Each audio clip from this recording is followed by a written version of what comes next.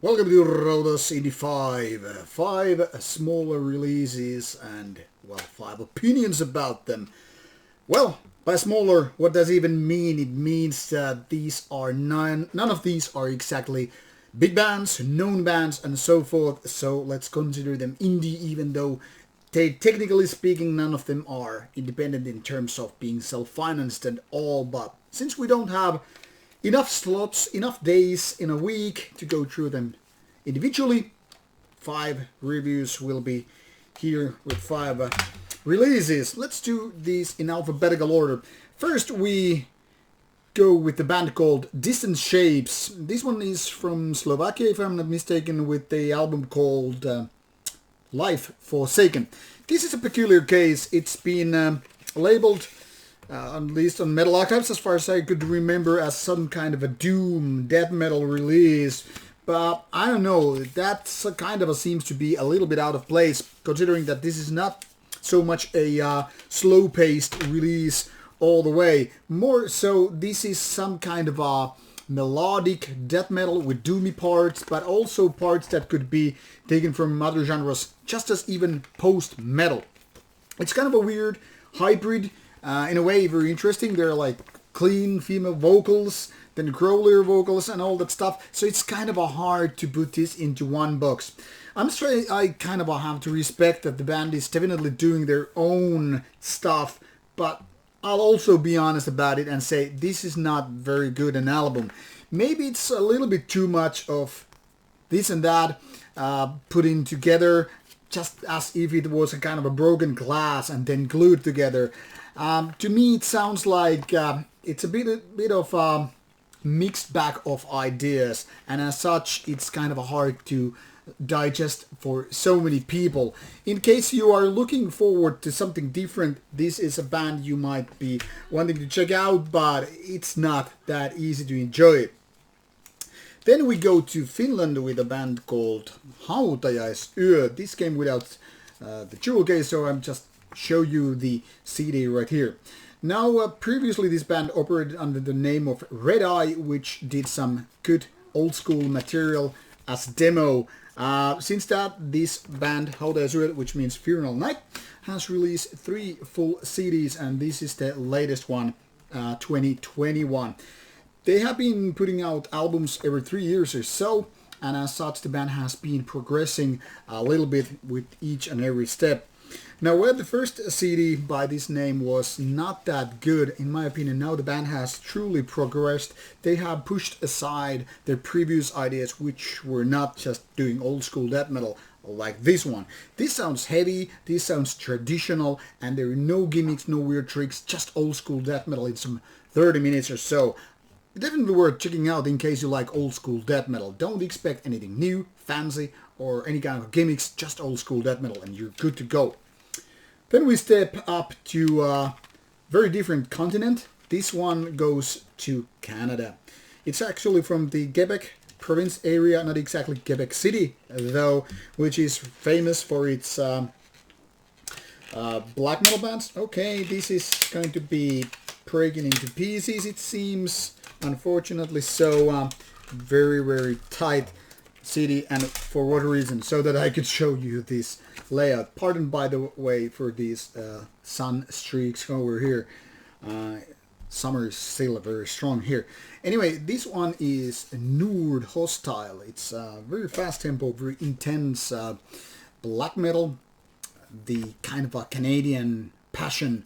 It's not your typical Canadian band, however, because this is very much going fast forward, very intense, no breaks whatsoever. It's basically almost all the time just fast-paced black metal with the kind of intensity known to bands such as Marduk and the like. However, where Kenaz fails, in my opinion, is the lack of really good riffs, and also the production is a little bit too, how to say, lightweight, too kind of easy for this kind of music. It should have been more tight, more intense in the terms of production as well. Now it feels a little bit like too much a demo level production, which isn't exactly helping to deliver these blows the band is putting out.